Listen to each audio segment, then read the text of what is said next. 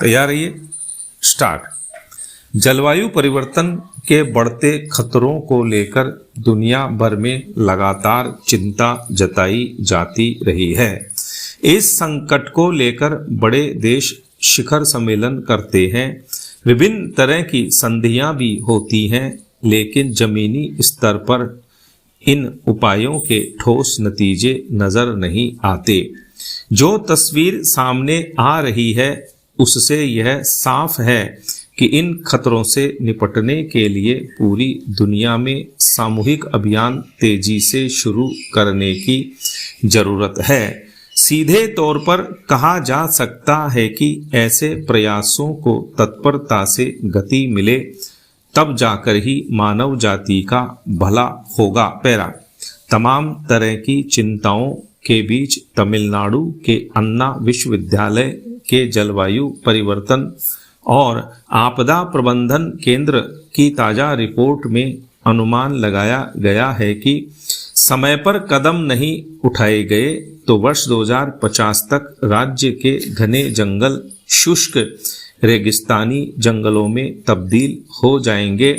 Report में कहा गया है कि वन क्षेत्रों में यह चिंताजनक गिरावट उच्च तापमान, परिवर्तित वर्षा पैटर्न और मानसून के बाद के मौसम में लंबे समय तक शुष्क रहने के कारण है। जलवायु परिवर्तन के दुष्प्रभावों को सिर्फ तमिलनाडु के जंगलों तक ही नहीं देखा जाना चाहिए। जलवायु परिवर्तन का बारिश के चक्र, समुद्री जल स्तर, खेती, जैव विविधता और मानव स्वास्थ्य पर विपरीत प्रभाव दिखने लगा है।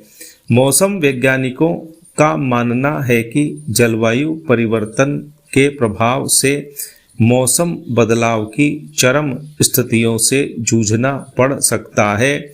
ऐसी स्थितियों में ग्लेशियर तेजी से पिघल सकते हैं, जिससे लोगों को बाढ़ जैसे खतरों से जूझना पड़ सकता है।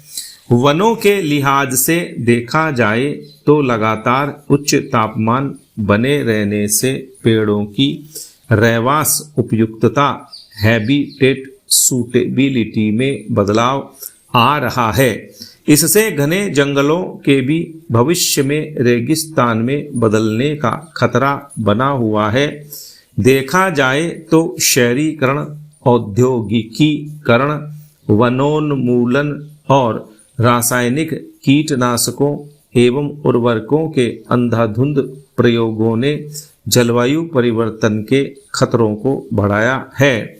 यह कहा जा सकता है कि जलवायु परिवर्तन के दुष्प्रभावों को कम करने के लिए केंद्र और राज्यों की सरकारों ने जो प्रयास किए हैं उनमें भी समय के साथ तेजी लाने की जरूरत है। पहला, इस बीच जंगलों में भीषण आग के मामले सामने आ रहे हैं।